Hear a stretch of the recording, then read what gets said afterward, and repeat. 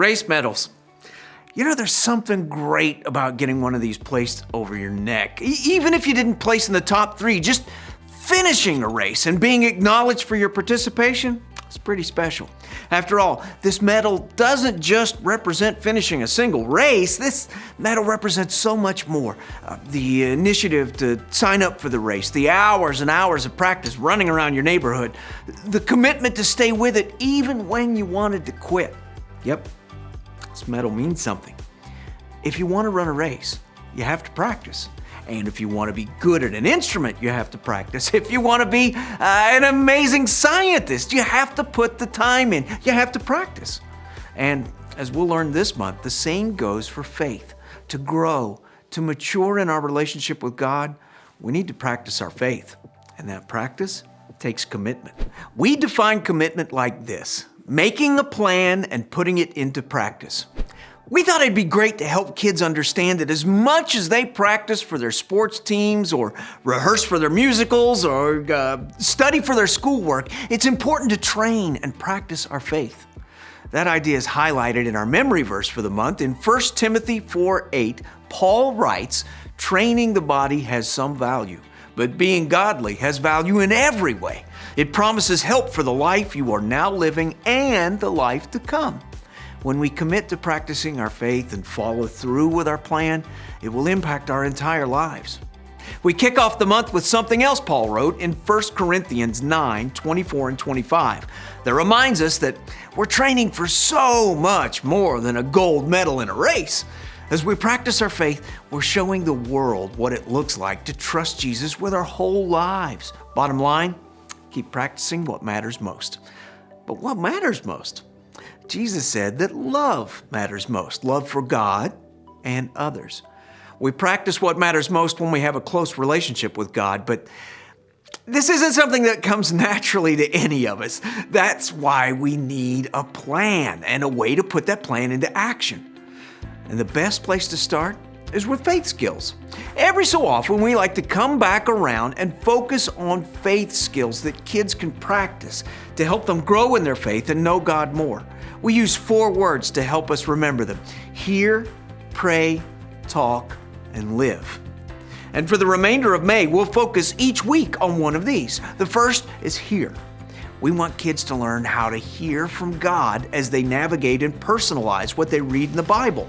We'll highlight this faith skill in week 2 with learning more from Jesus' familiar parable of the wise and foolish builders.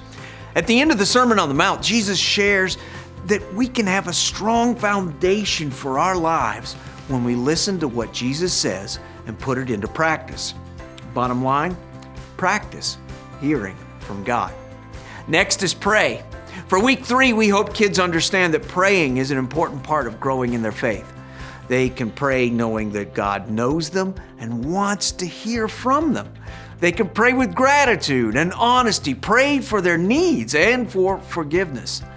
We also want kids to know that they can pray anytime, anywhere, because God is always listening.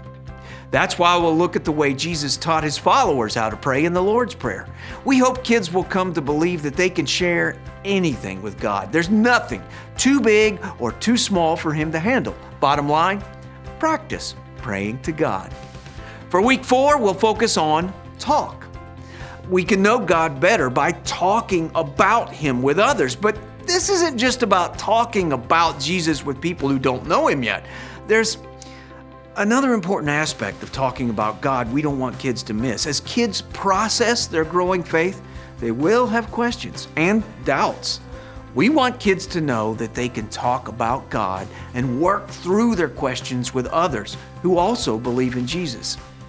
We'll take a look at the time when Peter declared what he believed about Jesus in front of all the disciples.